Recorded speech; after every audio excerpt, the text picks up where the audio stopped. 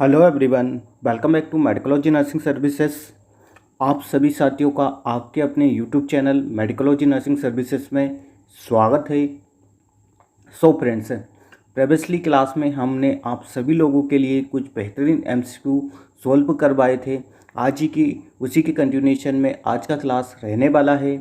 आज का क्लास एमपीएनएचएम और नवोदय विद्यालय के कंसिडर करते हुए हम आपके लिए क्लास कंडक्ट करवा रहे हैं। यदि अभी तक आपने हमारे यूट्यूब चैनल को सब्सक्राइब नहीं किया है और बेल आइकन को प्रेस नहीं किया है तो बेल आइकन को प्रेस कर लीजिएगा, ताकि तब जब कभी भी हम आपके लिए क्लास अपलोड करें तो सीधे ही आपके मोबाइल फ़ोन पे क्लास पहुंच जाए। चलिए बढ़ते हैं बिना किसी टाइम डिले के।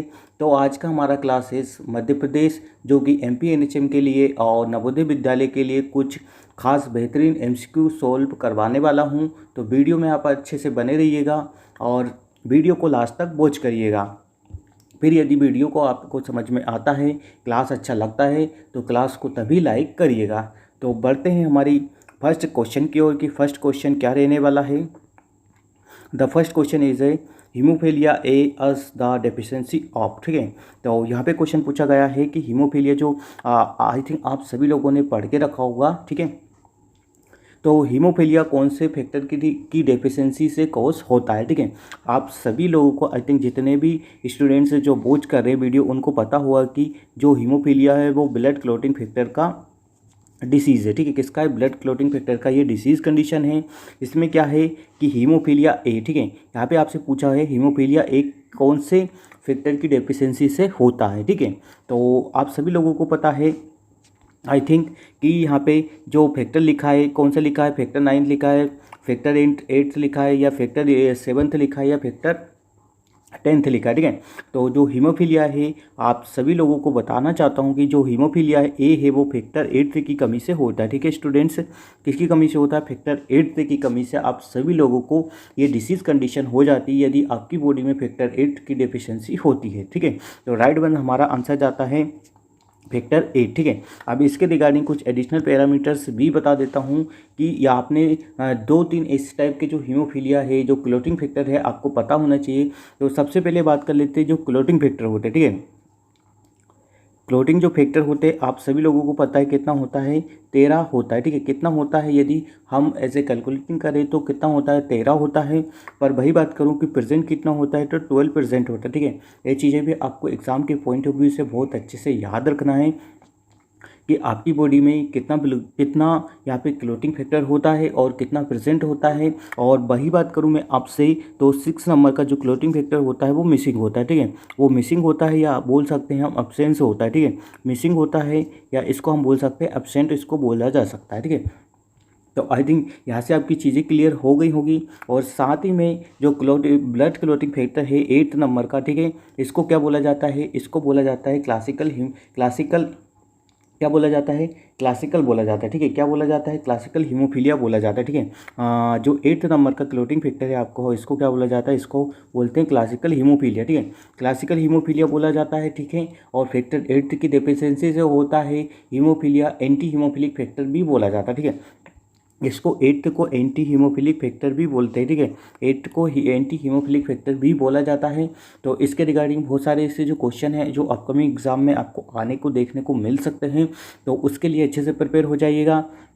और साथ ही मैं आपको बताने वाला हूँ कि फैक्टर 8 का यहाँ पे कंप्लीट हो गया। फैक्टर 9 को हम हीमोफीलिया बी बोलते हैं। ठीक है, क्या बोला जाता है? तो फैक्टर 9 को हीमोफीलिया, ठीक है, हीमोफीलिया बी बोलते हैं। ठीक है, क्या बोलते हैं? हीमोफीलिया बी बोलते हैं। ठीक है, ये हीमोफीलिया बी होता है जो कौन से फैक्टर की कमी से होता है? तो फैक्टर 9 की कमी से होता है। ठीक है, और फैक्टर 9 की कमी से होता है। और फैक्टर 8 की कमी से कौन सा स्टोर्ड होता है? और वही बात करें फैक्टर 11 की कमी से। ठीक है, फैक्टर 9th 10th और 11th की कमी से कौन सा होता है? क्रिसमस फैक्टर होता है। ठीक है, कौन सा होता है? हीमोफीलिया सी होता है। ठीक है, कौन सा होता है? हीमोफीलिया सी बोलते हैं। ठीक है, तो तीनों तरीके के हीमोफीलिया आपको अच्छे से पता होना चाहिए। और साथ ही मैं आपको हीमोफीलिया का डे और डेज कब इसको सेलिब्रेट किया जाता है और साथ ही में इसका जो अपकमिंग थीम है या 2023 का जो थीम है वो भी अच्छे से रीड करके जाना है। आने वाले एग्ज़ाम में चाहे आप एनबीएस का एग्ज़ाम दे रहे हो, चाहे आप एमपी एनएचएम का एग्ज़ाम देने वाले हो, सभी के लिए ये एक बहुत ही इम्पोर्टेंट रहने वाला है। और जो बच्चे हमेशा पूछते रहते हैं कि एग्ज़ाम कब होगा, एग्ज़ाम कब होगा, तो आप सभी लोगों का एग्ज़ाम बहुत जल्दी ही होने वाला है। एनबीएस के फॉर्म भी बहुत जल्दी यहाँ पे स्टार्ट हो जाएंगे, ठीक है। तो आई थिंक हीमोफीलिया के रिगार्डिंग सारे ही डाउट्स आप सभी लोगों के यहाँ पे क्लियर हो गए होंगे।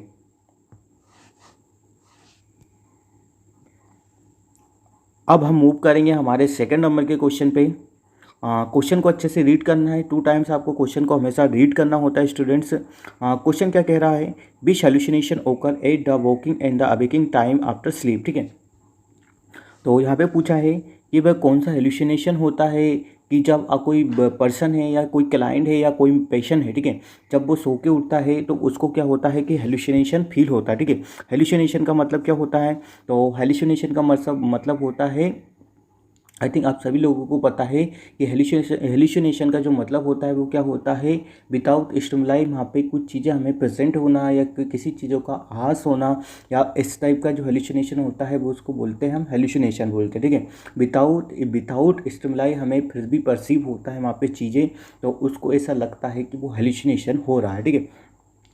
अब बात करते हैं कि यदि सोते हुए उठ रहा है, मॉर्निंग में वेकअप कर रहा है, तो क्या उसको हिप्नोगोमिक हेलुसिनेशन बोलेंगे क्या, या हाइपोपोमिक हेलुसिनेशन बोलेंगे क्या, या जैक्टस और कैपेटस नेक्चुरिया बोलेंगे क्या, या बात करें हम एक्स्ट्रा सेंसरी परसेप्शन बोलेंगे क्या, ठीक है। तो हम एक एक ऑप्शन को एलिमिनेट करते हैं ताकि हमारा जो क्वेश्चन का आंसर है वो ऑटोमेटिकली आपके सामने आ जाएगा, ठीक है। सबसे पहले मैं बात कर लेता हूँ एक्स्ट्रा सेंसरी परसेप्शन का, ठीक है। किसका बात कर लेता हूँ, एक्स्ट्रा सेंसरी परसेप्शन का, ठीक है। तो जो एक्स्ट्रा सेंसरी परसेप्शन है इसको एक्स्ट्रा कैम्पाइन हेलुसिनेशन भी बोला जाता है, ठीक है। इसको क्या बोला जाता है स्टूडेंट्स, तो इसको बोलते हैं एक्स्ट्रा कैम्पाइन, ठीक है। क्या बोला जाता है, एक्स्ट्रा कैम्पाइन हेलुसिनेशन, ठीक है। तो आपको ध्यान रखना है, कभी कभी एग्जाम में ये ना दे के आपसे एक्स्ट्रा कैम्पाइन हेलुसिनेशन भी पूछा जा सकता है, ठीक है। इसमें क्या होता है, एक्स्ट्रा सेंसरी परसेप्शन, ठीक है। नाम से ही समझ में आ जाता है कि एक्स्ट्रा सेंसरी परसेप्शन मतलब जो पेशेंट आपको ऐसा फील करवाएगा या पेशेंट ऐसा बोलेगा कि उसको इस दीवार के पीछे की सारी चीज़ें दिखाई देती है, हॉस्पिटल में क्या होता है, ठीक है, दूसरे वार्ड में क्या होता है, मतलब उसको एक्स्ट्रा सेंसरी परसेप्शन हो जाएगा। जैसे लाइक कि अभी कोई स्टूडेंट्स हैं वो क्या कर रहे होंगे, यदि कोई टीचर पढ़ा रहा है तो वो समझ जाएगा कि हाँ ये लोग क्या कर रहे हैं, ठीक है। तो इस प्रकार का हेलुसिनेशन होता है, मतलब एक्स्ट्रा सेंसरी आपको फील होने लगता है कि इस प्रकार का हेलुसिनेशन आपका क्या हो जाएगा कि एक्स्ट्रा कैम्पाइन हेलुसिनेशन भी बोलेंगे या उसको एक्स्ट्रा सेंसरी परसेप्शन भी उसको कहेंगे, ठीक है। तो यहाँ पे इस एक्स्ट्रा सेंसरी परसेप्शन का मतलब आपको समझ में आ गया होगा, तो हम इसको यहाँ पे एलिमिनेट कर देते हैं, ये हमारे क्वेश्चन का आंसर नहीं होगा, ठीक है। जक्टायो कपैटस नक्चरमा, इसका बात करूँ मैं, तो ये जो जक्टाइस कपैटो नक्चरमा है इसमें क्या होता है आपको ये एक मोस्ट कॉमनली बच्चों में देखने को मिलता है, ठीक है। किसमें देखने को मिलता है स्टूडेंट्स, तो ये होता है मोस्ट कॉमनली हमको किस में देखने को मिलता है, बच्चों में देखने को मिलता है, जिसमें क्या होता है रिपीटेड मूवमेंट होता है, ठीक है। रिपीटेड मूवमेंट होता है, किसका रिपीटेड मूवमेंट होता है, रिपीटेड मूवमेंट होता है किसका, आपके स्लीपिंग डिसऑर्डर का, ठीक है। इसका स्लीपिंग डिसऑर्डर का रिपीटेड मूवमेंट होता है, ठीक है। इसमें क्या होता है कि रिपीटेड मूवमेंट चाइल्डहुड में होता है ड्यूरिंग स्लीप, ठीक है। बच्चा कभी कभी से इस तरीके से रिपीटेड मूवमेंट होता है, जर्किंग मूवमेंट करेगा, थोड़े समय के लिए करेगा, बट जब वो स्लीपिंग कंडीशन में होगा तब बच्चा आपका क्या करेगा, ऐसे जर्किंग मूवमेंट करेगा, जिसको हम नॉर्मल लैंग्वेज में बोला जाए तो बच्चा जो चमक जाता है नींद में, ठीक है, उसी को क्या बोला जाता है, उसी को बोलते हैं जकाइटो कैपिटस नक्चरमा, ठीक है। तो आई थिंक यहाँ से आपका ये वाला ऑप्शन भी क्लियर हो गया होगा। अब बात करेंगे हम हिप्नो वोमिक का हेलुसिनेशन का, ठीक है। हिप्नो किसका बात करेंगे, अब हम बात करेंगे हिप्नोपोमिक हेलुसिनेशन का बात करेंगे। तो ये जो राइट आंसर है आपका हिप्नोपोमिक, हमारा राइट वन आंसर देखने को मिलता है, बी हमारा राइट आंसर है। जब कभी भी पर्सन या क्लाइंट्स आपको कंप्लेन करता है कि उसको सोने से पहले या उसको सोने के बाद जैसे उसकी नींद खुलती है तो उसको हेलुसिनेशन फील होता है, ठीक है, उसको ऐसा लगता है कि संबन या कुछ स्टिमुलस वहाँ पे प्रेजेंट है या उसको इस टाइप से के कुछ हेलुसिनेशन प्रेजेंट हो रहे हैं, तो that will goes into the hypnopompic hallucination उसको लिए रहने वाला है, ठीक है। तो इसका राइट आंसर देखने को मिलेगा, ठीक है। और हिप्नोगोमिक हेलुसिनेशन को बोला जाता है बिफोर गोइंग टू स्लीप, ठीक है, बिफोर गोइंग टू स्लीप, ठीक है, बिफोर गोइंग टू स्लीप, ठीक है, बिफोर गोइंग टू स्लीप में की कंडीशन में के लिए ये वाला हेलुसिनेशन आपको देखने को मिलता है, ठीक है। तो यहाँ पे चारों ऑप्शन क्लियर हो गए हैं और चारों ही जो यहाँ पे क्वेश्चन है इसके हो सकता है आने वाले एग्जाम में आपको किसी भी प्रकार का कुछ भी चीज़ें यहाँ से पूछी जा सकती है, तो आप इनके लिए प्रिपेयर रहिएगा। सारों के ऑप्शन का मैंने बहुत अच्छे से आपको बता दिया कि कौन से ऑप्शन का क्या राइट आंसर है, ठीक है। बात करें यदि पर्सन है बिफोर स्लीपिंग कर रहा है, ठीक है, सोने जा रहा है और तब उसको हेलुसिनेशन फील होता है, तो उसको हम बोलेंगे हिप्नोगोमिक, ठीक है। आप G4 याद रख सकते हैं, गो फॉर स्लीप, ठीक है, क्या कर सकते हैं, G4 याद रख सकते हैं और गो फॉर स्लीप, ठीक है। तो ऐसे याद रखोगे तो आप कभी चीज़ों को नहीं बोल पाओगे, ठीक है। चलिए स्टूडेंट से मूव ऑन करते, आई होप आपको क्वेश्चन समझ में आए होंगे, ठीक है। बात करेंगे हम नेक्स्ट नंबर के क्वेश्चन पे कि नेक्स्ट नंबर का क्वेश्चन क्या रहने वाला है, ठीक है। बात करेंगे एक्सेसिव हिमोलाइसिस में result in the accumulation of which substance in the body, ठीक है। तो यदि एक्सेसिव आपका हिमोलाइसिस हो जाता है, ठीक है, आप सबसे बात करूँ तो हिमोलाइसिस क्या होता है, तो हिमोलाइसिस का बात करूँ जो आपका आरबीसी, ठीक है, रेड ब्लड सेल, ठीक है, रेड ब्लड सेल का डे कितना होता है 120 डेज इसका लाइफ स्पान होता है, ठीक है। अच्छे से याद रखना, आने वाले एग्जाम में पूछा जा सकता है, चाहे आप नवोदय विद्यालय का एग्जाम दे रहे हो, चाहे आप मध्य प्रदेश MP NHM का एग्जाम देने वाले हो, ठीक है। आरबीसी का लाइफ स्पान इतना होता है, बच्चों को पूछे तो 120 डेज इसको लिखना है, ठीक है, एक एवरेज आपको याद रखना है, ठीक है। आपको ज़रूरी नहीं है कि बुक का एग्जैक्टली मीनिंग और बुक्स का जो एग्जैक्टली जो वैल्यू रहता है वो ही है, ठीक है। आपको MCQ के रिगार्डिंग चीज़ों को कंपेयर करके वहाँ पे आपको आंसर को पुटअप करना होता है, ठीक है। तो अब बात कर लेता हूँ मैं सबसे पहले हीमोलाइसिस का, ठीक है। तो हीमोलाइसिस का मतलब होता है ब्रेकडाउन ऑफ आरबीसी, ठीक है। क्या होता है, ब्रेकडाउन ऑफ आरबीसी, ठीक है। ब्रेकडाउन ऑफ आरबीसी होता है मतलब आपकी आरबीसी का यहाँ पे ब्रेकडाउन हो जाएगा, जिससे क्या होगा कि आपका एक्सेसिव हिमोलाइसिस होगा। तो यहाँ पे पूछा गया है, सिंपल सा क्वेश्चन है कि यदि आपकी आरबीसी का ब्रेकडाउन होता है तो क्या बनता है, ठीक है। तो मैं आपको बता देता हूँ सिंपल लैंग्वेज में, बहुत अच्छे से बता देता हूँ कि जब भी आपकी कभी भी आरबीसी का ब्रेकडाउन होता है, ठीक है, मान के चलिए ये आपका आरबीसी है, ठीक है। अब आरबीसी का ब्रेकडाउन होगा स्टूडेंट्स, तो ये दो पार्टों में होता है, ठीक है। सबसे पहले आरबीसी क्या बनाता है, आपका हीम बनाता है, ठीक है। क्या बनाता है स्टूडेंट्स, तो आरबीसी आपका हीम बनाता है, ठीक है। और वही बात कर लूँ मैं तो एक बनाता है आपका ग्लोबिन, ठीक है, ग्लोबुलिन, ठीक है, ग्लोबुलिन बनाता है, ठीक है। तो यहाँ से चीज़ें क्लियर होगी, जब कभी भी आपका आरबीसी का यहाँ पे ब्रेकडाउन होगा तो आपका जो आरबीसी है वो दो पार्ट्स में यहाँ पे डिवाइडेड हो जाता है, मतलब दो पार्ट्स में टूट जाता है, ठीक है। सबसे पहले बताऊं तो आपका सबसे पहले क्या होगा, हीम बनेगा और एक ग्लोबिन बनेगा, ठीक है। अब फर्दर मैं बात करूं जो आपका हीम है, ठीक है, haem again divided into two parts, ठीक है। एक तो फेरस बनता है, ठीक है, एक क्या बनता है, एक फेरस बनता है, ठीक है, एक फेरस बनता है और एक वही बात करूं मैं आपसे तो एक बिलीवर्डिन बनता है, ठीक है।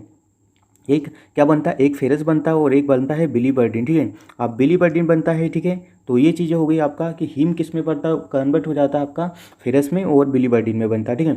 और वही बात करूँ मैं जो बिलीवर्डिन होता है फर्दर आगे किस में बनता है, ये बिलीरुबिन में कन्वर्ट हो जाता है, ठीक है, बिलीरुबिन में कन्वर्ट हो जाता है, ठीक है। किस में हो जाता है, बिलीरुबिन में यहाँ पे कन्वर्ट हो जाता है। तो यहाँ सिंपल सी एक प्रोसेस है, जो हमारा आंसर जाएगा वो आपका कौन सा जाएगा, आपका जो आंसर जाएगा वो बिलीरुबिन देखने को मिलता है, ठीक है। कौन सा देखने को मिलेगा, तो आंसर आपका बिलीरुबिन होगा, ठीक है। समझ में आ गया होगा आपको, मैं एक बार और रिपीट कर देता हूँ। सबसे पहले आपका आरबीसी का डिस्ट्रक्शन होता है जिसमें आपको हीम और ग्लोबिन बनता है, ठीक है, हीम और ग्लोबिन बनता है। अगेन फर्दर जो आपका हीम होता है वो दो पार्ट में डिवाइडेड हो जाता है, ठीक है। फर्स्ट वन ऐसा होता है कि आपका फेरस बनता है, ठीक है। फेरस क्या करता है, आगे चल के फेरिटिन फॉर्म में कन्वर्ट हो जाता है, फिर वो लीवर में जाता है, फिर आपका स्टोर हो जाता है, ठीक है। तो उसका अलग प्रोसेस हो जाता है। फिर वही बात करूँ बिलीवर्डिन होता है, बिलीवर्डिन आपका क्या बनाता है, आपका बिलीवर्डिन होता है बिलीरुबिन बनाता है, ठीक है। आगे चल के बिलीवर्डिन किस में कन्वर्ट हो जाता है, बिलीरुबिन में कन्वर्ट हो जाता है, ठीक है। तो आई थिंक यहाँ से आपकी चीज़ें क्लियर हो गई होगी। जो आपका बिलीवर्डिन होता है वो ग्रीन बाइल पिगमेंटेड होता है, ठीक है। कहाँ से एक्सक्रीट होता है, तो ये लीवर से एक्सक्रीट होता है, ठीक है। और वही बात करूँ मैं जो आपका बिलीरुबिन है वो वेस्ट प्रोडक्ट है, ठीक है। क्या वो वेस्ट प्रोडक्ट है आपके इससे एक्सक्रीट हो जाता है, ठीक है। तो स्टूडेंट्स यहाँ से आपकी आई थिंक सारी चीज़ें क्लियर हो गई होगी, हमारे क्वेश्चन का आंसर भी आपको मिल गया होगा और साथ में जो एडिशनल पैरामीटर्स है आई थिंक आप सभी लोगों को ये चीज़ें पता होना चाहिए। देखिए एक चीज़ मैं आपको बहुत अच्छे से क्लियर कर देता हूँ, जब भी कभी भी आप किसी भी एग्ज़ाम के लिए जा रहे हो तो आपको हर एक छोटी से छोटी और माइनर से माइनर चीज़ें पता होना चाहिए। ज़रूरी नहीं है कि MCQ किसी भी कंडीशन और किसी भी लेवल और किसी भी तरीके से पूछा जा सकता है, ठीक है।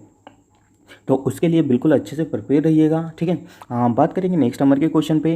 नेक्स्ट नंबर का क्वेश्चन क्या कहता है students, motor activity is also referred as, ठीक है। तो यहाँ पे पूछा गया है कि मोटर एक्टिविटी किसको रेफर करती है, ठीक है। तो साइकेट्रिक के रिगार्डिंग बहुत अच्छे अच्छे क्वेश्चन यहाँ पे पुटअप हुए हैं, ठीक है। मूड क्या है, तो जो मूड होता है, ठीक है, अफेक्शन क्या है, ठीक है, कॉग्निशन क्या है या कोनिशन क्या है, तो चारों को मैं बहुत अच्छे से बताने वाला हूँ। तो मूड जो आपको बोलते हैं, मूड जिसको बोला जाता है वो लॉन्ग टर्म इंटरनल फीलिंग होती है, ठीक है। इसको बोला जाता है लॉन्ग टर्म इंटरनल, ठीक है, लॉन्ग टर्म इंटरनल फीलिंग, ठीक है, लॉन्ग टर्म इंटरनल फीलिंग, ठीक है, फीलिंग होती है, लॉन्ग टर्म इंटरनल फीलिंग होती है, ठीक है। और तो इसको हम मूड बोला जाता है, ठीक है। अफेक्शन क्या होता है, अफेक्शन में क्या क्या चीज़ें आती है, तो अब मैं आपको अफेक्शन का बता देता हूँ। अफेक्शन में आपका आता है इमोशन आते हैं, ठीक है, इमोशन आते हैं आपके, और आपकी फीलिंग आती है, ठीक है, इमोशन आते हैं, आपकी फीलिंग आती है, ठीक है। तो आई थिंक यहाँ से आपकी चीज़ें क्लियर हो गई होगी। तो ये वाले ऑप्शन भी दोनों हमारे एलिमिनेट हो गए। वही बात करूँ मैं आप कॉग्निशन का, ठीक है। आपके कॉग्निशन में स्टूडेंट्स आपकी जितनी भी कॉग्निटिव प्रोसेस है, ठीक है, कॉग्निटिव प्रोसेस है, जितना मूड है आपका, बिहेवियर आपका, आपकी पर्सनालिटी, ठीक है, कॉग्निशन में थिंकिंग प्रोसेस आपकी, ये सारी ही किस में आती है, कॉग्निशन प्रोसेस में आती है, ठीक है। तो यहाँ से ये वाला ऑप्शन भी हमारा कट हो गया। अब वही बात करूँ मैं मोटर एक्टिविटी की, तो जितना भी मोटर एक्टिविटी है आपका कॉग्निशन में आता है, किस में आता है, कॉग्निशन में आता है, ठीक है। स्टूडेंट ध्यान रखना है किस में आता है, कॉग्निशन में आता है, ठीक है। जितना भी फिजिकल एक्टिविटी है, मोटर एक्टिविटी है, वो किस में आती है, आपकी कॉग्निशन में देखने को मिलती है। तो आई थिंक यहाँ से आपकी चीज़ें क्लियर हो गई होगी, ठीक है। अब हम बात करेंगे किसका, नेक्स्ट नंबर के क्वेश्चन पे, कि नेक्स्ट नंबर का क्वेश्चन क्या रहने वाला है, ठीक है। मूड और अफेक्ट होता है, जो अफेक्ट होता है स्टूडेंट से, जो अफेक्ट होता है वो सडनली होता है, ठीक है, सडनली होता है, ठीक है, सडनली होता है, ठीक है। और जो मूड होता है वो लॉन्ग टर्म इंटरनल फीलिंग होता है, ठीक है। किसी भी पर्टिकुलर सिचुएशन या प्रीवियसली कुछ समय से कोई इस तरीके से फील करता है तो उसको हम मूड बोला जाता है, ठीक है। चलिए नेक्स्ट नंबर पे क्वेश्चन पे बात कर लेते हैं कि क्या रहने वाला है, ठीक है। बात करेंगे नेक्स्ट नंबर के क्वेश्चन पे, marriage is an example of, ठीक है। तो आप सभी लोगों को पता है मैरिज क्या होता है। जब देखिए स्टूडेंट, मैरिज वो होता है जब कभी भी जब आप क्या बोलते हैं, समर के सीज़न में, ठीक है, कौन से सीज़न में, समर के सीज़न में, जब आप रोड वगैरह पे चलते हो तो वहाँ पे इस टाइप से कुछ हेलुसिनेशन प्रेजेंट होता है, ठीक है। दूर से ऐसा लगता है कि पानी पानी टाइप का भरा हुआ होता है, ठीक है। उसी को क्या बोलता है, उसी को हम मैरिज बोला जाता है, ठीक है। अब मैरिज किस टाइप का, उसका एग्जांपल है, ठीक है। मैरिज क्या आपका हेलुसिनेशन का है, या डिल्यूशन का है, या इल्यूशन का है, या एक्स्ट्रा सेंसरी परसेप्शन का, ठीक है। तो वही बात करेंगे। तो सबसे पहले हम टेक्निक यूज़ करते हैं हमारा एलिमिनेशन टेक्निक, ठीक है। एलिमिनेशन टेक्निक में ये एक्स्ट्रा सेंसरी परसेप्शन हमारा हट जाएगा, क्योंकि मैंने अभी आपको बताया कि एक्स्ट्रा सेंसरी परसेप्शन ऐसा होता है पेशेंट में फील के उसको सब कुछ दिखाई देता है आउटसाइड ऑफ द दीवार या आउटसाइड ऑफ द वॉल, या फिर यहाँ बैठा है तो उसको दिल्ली में क्या क्या हो रहा है वो सारी चीज़ें उसको दिखाई देती है, ठीक है। तो that is called the extra perception, ठीक है, या उसको बोला जाता है एक्स्ट्रा कैंपाइन हेलुसिनेशन, ठीक है। तो यहाँ से हमारा ये वाला ऑप्शन तो यहाँ से डिमिनिश हो जाता है। अब बात करें हम इल्यूजन का, ठीक है। अब इल्यूजन का मतलब होता है स्टूडेंट्स, क्या होता है इल्यूजन का, बहुत अच्छे से मैं कॉन्सेप्ट आपको बता देता हूँ कि आप लाइफ टाइम कभी ना भूल पाएँ, ठीक है। इल्यूजन का मतलब होता है, इल्यूजन का मतलब यहाँ पे जाता है, आप सभी लोगों को अच्छे से पता होना चाहिए कि जो इल्यूजन है, ठीक है, इल्यूजन का क्या मतलब होता है, miss interpretation of the actual stimuli, ठीक है, मिस इंटरप्रिटेशन हो जाता है एक्चुअल स्टिमुलाई का, ठीक है। कभी कभी ऐसा होता है कि हम रात में जब देखते हैं कि कुछ रस्सी पड़ा होता है तो हम उसको सांप समझ लेते हैं, ठीक। तो ये जो मिस इंटरप्रिटेशन होता है, बाकी हालांकि एक्चुअल स्टिमुलाई क्या है, आपका रस्सी है, ठीक है, रोप है, वो रोप बोलते हैं इंग्लिश में, ठीक है, और इसको स्नेक बोलते हैं, ठीक है, इसको स्नेक बोलते हैं, ठीक है। तो यदि कोई पर्सन है, यदि ये सभी के साथ एक नॉर्मल सी कॉमन से हेलुसिनेशन है, सभी के साथ कॉमन होता है, ठीक है, किसी को ऐसा नहीं है कि किसी को सभी को होता है, ठीक है। तो उसी को मैं बता रहा हूँ। इल्यूशन का मतलब होता है आपका कि आप जो एक्चुअल स्टिमुलाई वहाँ पे प्रेजेंट है बट उसको आप गलत परसीव कर लेते हो, ठीक है, गलत परसीव कर लेते हो। डेट मीन्स की कॉल्ड कि वो आपका मिस इंटरप्रिटेशन आपके माइंड ने किया है और फिर आपको क्या कर रहा है कि एक्शन करने के लिए बोल रहा है, ठीक है। तो यहाँ से ये चीज़ें ये क्लियर हो गई। अब बात करेंगे हम नेक्स्ट नंबर का B1 का, ठीक है। बी को क्या बोलते हैं, डिल्यूशन बोलते हैं, ठीक है सर। डिल्यूशन का सबसे सिंपल सा है फॉल्स फिक्स्ड अनसेकेबल बिलीव्स, ठीक है, फॉल्स फिक्स्ड अनसेकेबल बिलीव्स, ठीक है, गलत धारणा है। कोई एक बार किसी के बारे में गलत धारणा बना लेता है तो डेट मीन्स कि वो बना लेता है, ठीक है। अब यहाँ बात करेंगे हम हेलुसिनेशन का। हेलुसिनेशन का मतलब मैंने बताया था कि absence of the external stimuli, ठीक है, या absent of the actual stimuli, ठीक है, वहाँ पे कोई भी आपका स्टिमुलाई प्रेजेंट नहीं होता, ठीक है, उसको क्या बोला जाता है, उसको हम हेलुसिनेशन बोला जाता है, ठीक है। तो आई थिंक जो मैरिज है आपका इसका आंसर क्या जाता है स्टूडेंट्स, तो मैरिज हमारा राइट आंसर देखने को मिलेगा, ठीक है। Marriage is a right one answer देखने को मिलेगा। मैरिज हमारा हेलुसिनेशन के लिए राइट आंसर होता है, ठीक है। तो स्टूडेंट्स यहाँ से आपको सारी चीज़ें क्लियर हो गई। ठीक है, चलिए मूव ऑन करेंगे हम नेक्स्ट नंबर के क्वेश्चन पे। बीच artery supply oxygenated blood to the stomach. ठीक है, तो यहाँ पे पूछा गया है कि बीच आर्टरी भाई ऐसी कौन सी आर्टरी है जो ऑक्सीजनेटेड ब्लड करती है, स्टमक को सप्लाई करती है। ठीक है, कोरोनरी आर्टरी करेगी क्या, सीलियक आर्टरी करेगी क्या, या गैस्ट्रिक आर्टरी करेगी क्या, या कैरोटिड आर्टरी करेगी क्या। तो मैं आप सभी लोगों को फिर से वही टेक्निक यूज़ करके आपका आंसर को बहुत ही बेहतरीन और इजी वे में आपके सामने पेश कर दूंगा। ठीक है, सबसे पहले बात करें कैरोटिड आर्टरी। आप सभी लोगों को पता है कैरोटिड आर्टरी आपके ब्रेन या आपके वही बात करूँ सेंट्रल नर्वस सिस्टम या नर्वस सिस्टम को ब्लड सप्लाई करती है। ठीक है, जो कैरोटिड आर्टरी होती है वो क्या करती है, आपके ब्रेन, ठीक है, या वही बात कर लूँ मैं आपके ब्रेन या नर्वस सिस्टम, ठीक है, नर्वस सिस्टम को ब्लड सप्लाई करती है। तो यहाँ से हमारा ये वाला ऑप्शन यहाँ पे हट जाता है। ठीक है, अब बात करेंगे हम कोरोनरी आर्टरी। जो कोरोनरी आर्टरी आपको अच्छे से पता होगा स्टूडेंट्स, ये आपके हार्ट को सप्लाई करती है। अब बची कौन सी, सीलिया को गैस्ट्रिक आर्टरी। ठीक है, तो दोनों के रिगार्डिंग कॉन्सेप्ट है, दोनों के रिगार्डिंग के कॉन्सेप्ट मैं आपके सामने क्लियर कर देता हूँ। मान के चलिए ये आर्टरी आपका क्या है, ठीक है, ये आ गया आपकी अब्डोमिनल आर्टरी। ठीक है, ये क्या स्टूडेंट्स, आपका अब्डोमिनल आर्टरी है। ठीक है, अब जो बात मैं आपको बताने वाला हूँ आप अच्छे से ध्यान रखिएगा। इसको बोला जाता है सीलियक आर्टरी। ठीक है, इसको क्या बोला जाता है, इसको बोलते हैं सीलियक आर्टरी। ठीक है, इसको क्या बोला जाता है, इसको सीलियक आर्टरी बोला जाता है। ठीक है, इसको हेपेटिक आर्टरी बोलते हैं। ठीक है, इसको हेपेटिक आर्टरी बोलते हैं। ठीक है, तो जो आपके लीवर को ब्लड सप्लाई करती है। ठीक है, इसको हेपेटिक आर्टरी होती है, ये लीवर को ब्लड सप्लाई करती है। वही बात करूँ अब मैं, ठीक है, जो आपकी सीलियक आर्टरी है, ठीक है, वो फर्दर क्या होती है, फर्दर डिवाइडेड हो जाती है।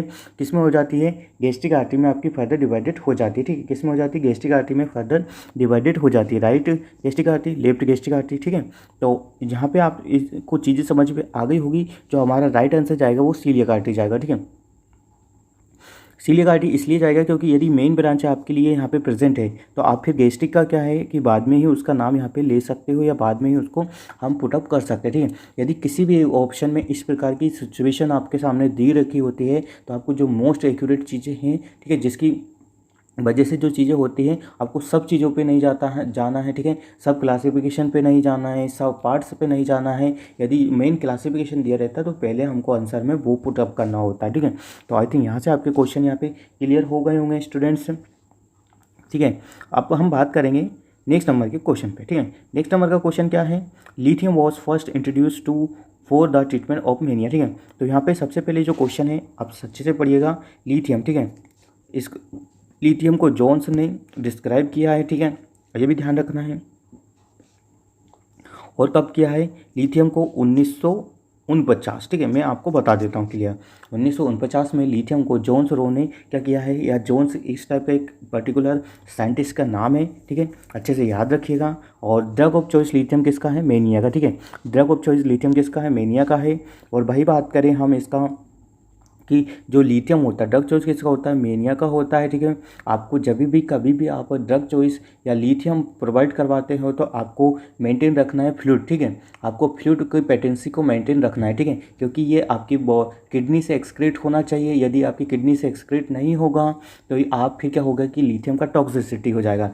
थेरेपेटिक जो लेवल है आपके लिथियम का 0 से लेके 6 के से लेके, ठीक है, कितना होता है 0.6 से लेके तो 1.12। ठीक है, इसका क्या होता है, मिली इक्विवेलेंट लीटर पर लीटर इसका क्या होता है, एक नॉर्मल रेंज रहता है। ठीक है, अब यदि किसी कारणवश से आपका किडनी प्रॉपर तरीके से वर्क नहीं कर रहा है और आपके ब्लड में 2 पॉइंट तक आपका लिथियम आ जाता है तो that means cause the lithium toxicity. ठीक है, तो हमें ध्यान देना है कि जितना भी रेस्पिरेटरी फेलियर वगैरह पेशेंट है उनको लिथियम वगैरह हम ऑब्वियसली अवॉइड ही करते हैं, क्योंकि किडनी से एक्सक्रीट नहीं होगा देन ब्लड में इसका लेवल बढ़ जाएगा और that will cause to the lithium toxicity. ठीक है, तो आई थिंक ये चीज़ आपकी क्लियर हो गई होंगी। ठीक है, अब बात कर लेते हैं हम, हमारा क्वेश्चन का आंसर तो मैंने आपको बता दिया 1949 रहने वाला। ठीक है, 1938 में आपको पता है कि क्या हुआ था, ECT हुआ था, ECT हुआ था, इलेक्ट्रोकन्वल्सिव थेरेपी। ठीक है, इलेक्ट्रोकन्वल्सिव थेरेपी किसने दिया था, लुसिनो बिनी ने दिया था। ठीक है, अच्छे से याद रखना है,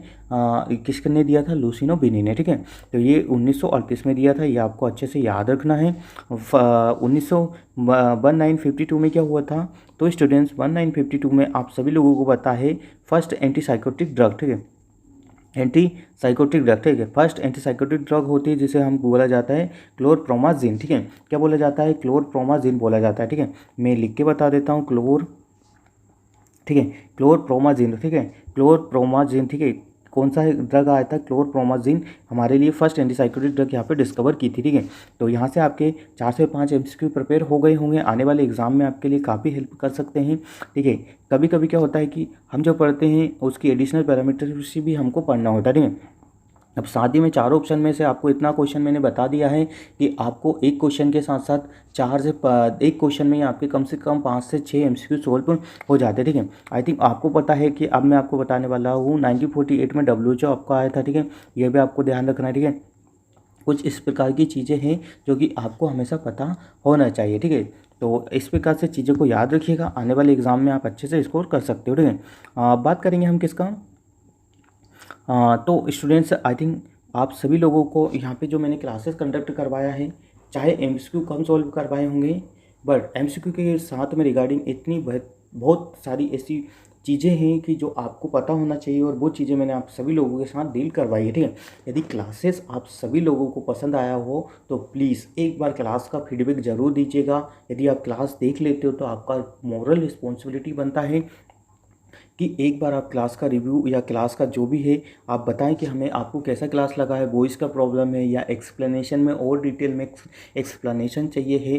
प्लीज़ आप एक बार ज़रूर बताइएगा कि क्लास कैसा लगा है। आगे हम आपके लिए इससे भी अच्छे एमसीक्यू लेके आने का ट्राई करेंगे, ठीक है। हर एक चीज़ को बताने के ट्राई करेंगे, बट ये सब कुछ डिपेंड करता है आपके फीडबैक पे करेगा कि आपको क्लास कैसा लग रहा है, कैसा नहीं लग रहा है, क्योंकि इसमें क्लास को बनाने में भी काफ़ी मेहनत लगता है। तो इस मेहनत को ज़रूर लाइक करिएगा, अपने फ्रेंड सर्कल में ज़रूर शेयर कर दीजिएगा, ताकि सभी को जो इस प्रकार के एमसीक्यू है जो कि आपको नवोदय विद्यालय और खासकर फीमेल दोस्तों को ज़रूर कर दीजिएगा, क्योंकि फीमेल फ्रेंड्स को ही क्या है कि यहाँ पे नवोदय का फॉर्म भरने का अपॉर्चुनिटी मिलेगा।